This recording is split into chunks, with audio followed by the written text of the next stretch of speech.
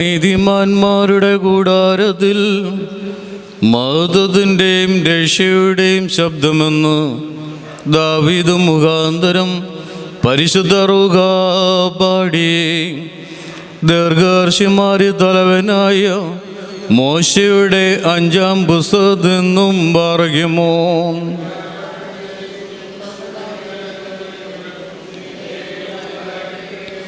ആവർത്തന പുസ്തകം 25-ാം അധ്യായം 13 മുതൽ 16 വരെയുള്ള വാക്യങ്ങൾ. നിന്റെ സഞ്ചിയിൽ തൂക്കമേറിയതും കുറഞ്ഞതുമായി 2 തരം കട്ടി ഉണ്ടാകരുത്. നിന്റെ വീട്ടിൽ വലിപ്പവും എളുപ്പവുമായ 2 തരം അളവ് പാത്രങ്ങളും ഉണ്ടാകരുത്. നിന്റെ ദൈവമായ യഹോവ നിനക്ക് തരുന്ന ദേശത്ത് നീ ദീർഘായുസ്സോടെ ഇരിക്കുക. നിന്റെ ത്രാസ് ഒത്തതും ന്യായമായതുമായിരിക്കണം. അങ്ങനെ തന്നെ നിന്റെ അളവ് പാത്രം ഒത്തതും ന്യായവുമായിരിക്കണം. ഈ കാര്യത്തിൽ അന്യായം ചെയ്യുന്നവനെല്ലാം നിന്റെ ദൈവമായ യഹോവയ്ക്ക് വെറുപ്പാകുന്നു. പറയുമോ. ശമൂവേൽ പ്രവാചകന്റെ 1-ാം പുസ്തകത്തിൽ നിന്നും പറയുമോ.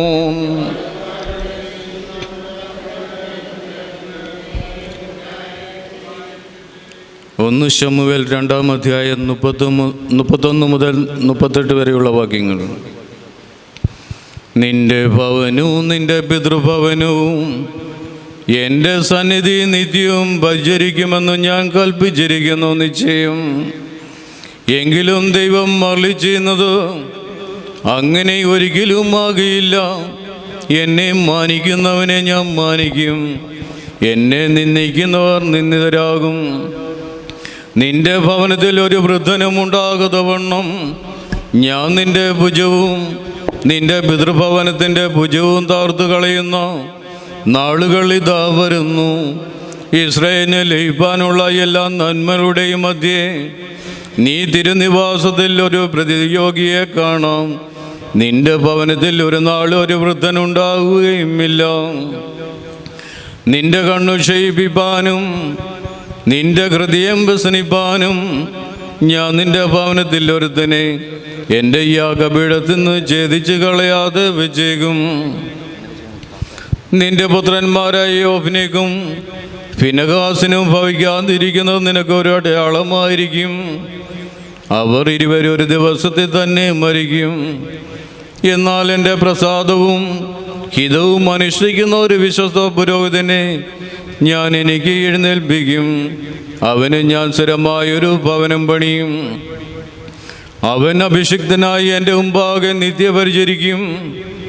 നിന്റെ ഭവനത്തിൽ ശേഷിക്കുന്നവരെല്ലാം അവൻ്റെ അടുക്ക് വന്ന ഒരു വെള്ളിക്കാശിനും ഒരപ്പത്തിനുമായിട്ട് അവനെ കുമ്പിട്ടു.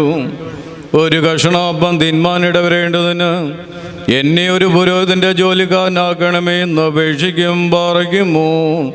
എസ്കേൽ പ്രവാചകന്റെ പുസ്തകത്തിൽ നിന്നും പറയുമോ.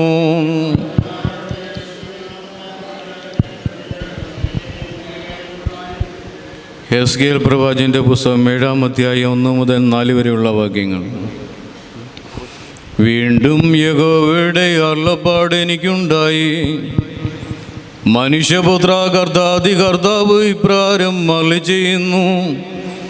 അവസാനം ദേശത്തിൻ്റെ 4 ഭാഗത്തും ഇസ്രായേൽ ദേശത്തിന് അന്യമായിരിക്കുന്നു. ഇപ്പോൾ തന്നെ നിനക്ക് അവസാനം വന്നിരിക്കുന്നു. ഞാൻ എൻ്റെ കോപം നിന്റെ മേൽ അയച്ചു. നിന്റെ പെരുമാറ്റത്തിന് അനുസൃതമായി നിന്നെ ന്യായം വിധിക്കും. നിന്റെ സകല മ്ലേച്ഛതകൾക്കും നിന്നോട് പകരം ചെയ്യും.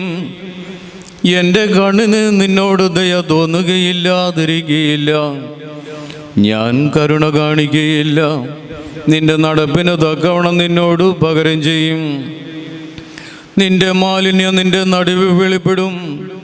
ഞാനാകുന്നു യഹോവ എന്ന് നിങ്ങൾ അറിയും. പറയുമോ.